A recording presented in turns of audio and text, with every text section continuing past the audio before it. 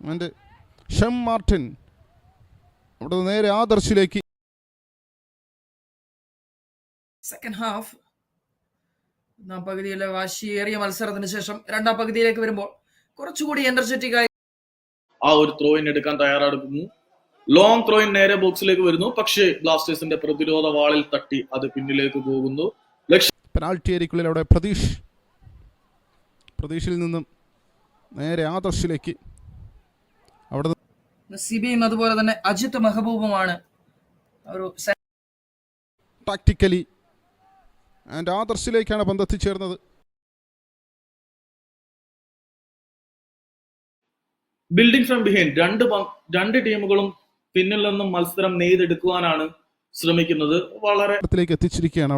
അവിടെ നേരെ ഗോൾ കീപ്പറിലേക്കാണ് പന്ത് എത്തിച്ചേർന്നത്. മൈനസ് ബോളാണ്. അത് അനായാസം തന്നെ തൻ്റെ സഹതാരത്തിലേക്ക് എത്തിച്ചുകൊണ്ട് പ്രതീഷ് ഇപ്പോഴും ഒരു ഗോൾ അടിക്കാനുള്ള ശ്രമത്തിലാണ് ഇന്റർ കേരള FC.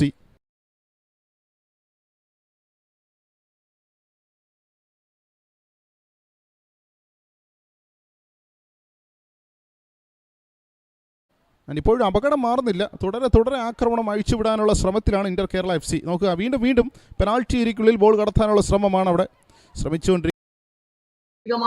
ചെറിയ ഒരു ഫിസിക്കലി കുറച്ച് ചെറുതായതുകൊണ്ട് ആജാനബാഹ പോലുള്ള ശരീരം മുതൽ ഈ ശാരീരികമായിട്ട് സൽമാൻ ഫാരിസ് മറ്റുള്ളവരെക്കാട്ടിൽ ചെറുതായിട്ട് തോന്നുന്നത് ഇന്റർ കേരളയുടെ പരാജയപ്പെട്ടത് 2-1 പരാജയപ്പെട്ടത്. എൻ്റെ അവിടെ ഒരു ക്രോസ് വരികയാണ് ഷൈൻ്റെ. അതിനോടൊപ്പം തന്നെ കൃത്യമായ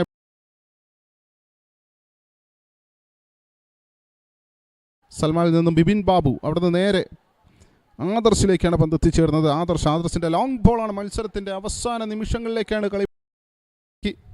അവിടെ പീയൂഷ് ഉണ്ട്. പീയൂഷ് നല്ലൊരു ഔട്ട്ഫുട്ട് പാസ് ആൻഡ് ഒരു പവർഫുൾ ഷോട്ടാണ്, പക്ഷേ ബ്ലോക്ക് ചെയ്യപ്പെടുകയാണ് അവിടെ ആദർശ്. നിലവിലെ സ്കോർ ശൂന്യത ശമിപ്പിക്കുമോ എന്ന് നമുക്ക് നോക്കാം. വളരെ നിഷ്ഫലമായി പോകുന്ന കാഴ്ച നമ്മൾ കാണുന്നു. വീണ്ടും അത് ഇന്റർ കേരളയ്ക്ക് അനുകൂലമായിട്ടുള്ള ഒരു ഫ്രീ കിക്കായി വരുന്ന കാഴ്ചയാണ് നമ്മൾ കാണുന്നത്. അലിസഫാൻ ഡീസന്റ് ഡെലിവറി, ഒന്നാം തരമായി അവിടെ പെനാൽറ്റി ഏരിയയിലേക്ക് ഒന്ന് പെനട്രേറ്റ് ചെയ്തു.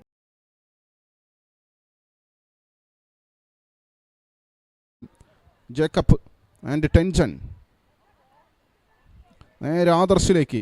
ആദർശിൻ്റെ ഡയഗണൽ പാസ്സാണ്. പന്ത് പിടിച്ചെടുത്തുകൊണ്ട് മുന്നേറാനുള്ള എല്ലാ ഹെൻറിയിൽ നിന്നും സഫാൻ ടു പ്രതീഷ് ആൻഡ് ആദർശിലേക്കാണ് പന്ത് എത്തിച്ചേർന്നത്. ആദർശ് നല്ല കീറുന്ന ഒരു ആക്രമണം നെയ്തെടുക്കുവാൻ രണ്ട് ടീമുകൾക്കും ഇതുവരെ കഴിഞ്ഞിട്ടില്ല. മനോഹരമായിട്ടുള്ള കുറിയ പാസുകളുമായിട്ട് ഇന്റർ കേരള പതിയെ മത്സരത്തിന്റെ താളം പിടിച്ചെടുക്കുന്നതായിട്ട് ഇവിടെ പ്രതീതമാകുന്നുണ്ട്. തങ്ങളുടെ ഫ്ലാങ്കുകൾ യൂസ് ചെയ്യുന്നതിൽ കുറച്ചുകൂടി മികച്ചു നിൽക്കുന്നത് വയനാട് യുണൈറ്റഡ് ആണ് എന്ന് കാണാം. ഒരു ലെഫ്റ്റ് റൈറ്റ് എക്സ്ട്രീമുകൾ അത്യാവശ്യം നന്നായി കോർണർ ഫ്ലാഗിന് അടുത്തുള്ള ഏരിയകൾ കുറച്ചൊന്ന് ടച്ച് ചെയ്ത് പോകാനുള്ള ശ്രമം നടത്തിയിരുന്നു. സൂപ്പർ ലീഗ് കേരളയിൽ അത്യാവശ്യം ഡീസന്റ് പെർഫോമൻസ് മുഹമ്മദ് അമീന്റെ ഭാഗത്തുനിന്ന് നമ്മൾ കണ്ടിരുന്നു. ഒരു ക്ലിയറൻസ് മിസ്റ്റേക്ക് ഉണ്ട് കാര്യമായി തന്നെ. പക്ഷെ ഇത്തവണ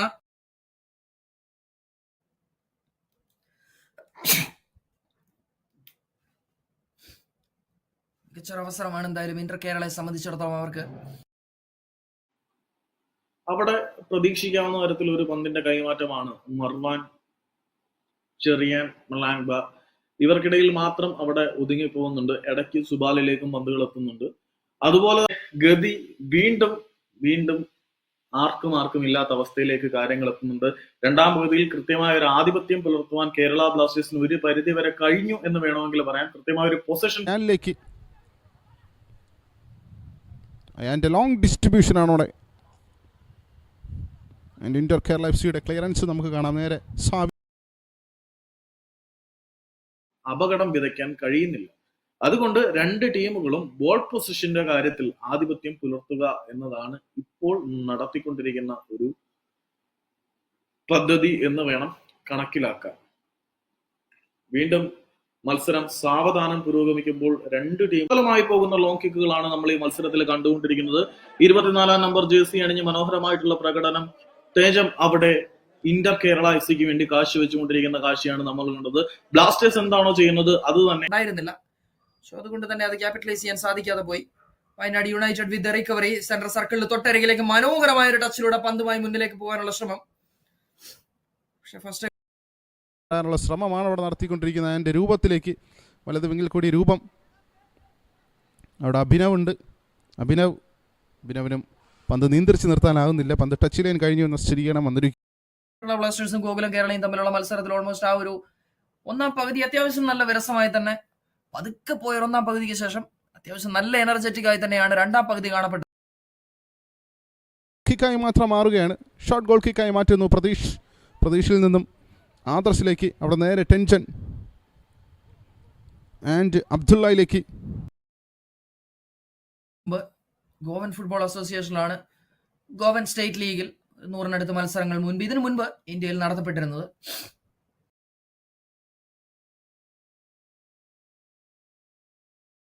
ഫ്രീ കിക്കാണ് നേരെ രൂപമിലേക്ക്. വളരെ ഫ്രീ ആയിട്ട് കളിക്കുന്ന താരമാണ് രൂപം. രൂപം അവിടെ ഹെഡർ ചെയ്ത് അപകടം മാറ്റാനുള്ള ശ്രമത്തിലാണ് ജയിച്ച അമ്പർ. കണ്ടെത്താൻ കഴിയാത്ത വിധം തങ്ങളിൽ മാത്രം പന്തിനെ വെച്ചുകൊണ്ടിരിക്കുകയാണ്. വീണ്ടും സഫാനിലേക്ക് വന്നു നൽകുന്നു. സഫാൻ മറ്റൊരു സെന്റർ ബാക്കിലേക്ക് വന്നു നൽകുന്നു. സഫാൻ പന്തിനെ മറിച്ച് നൽകിയത് അവരുടെ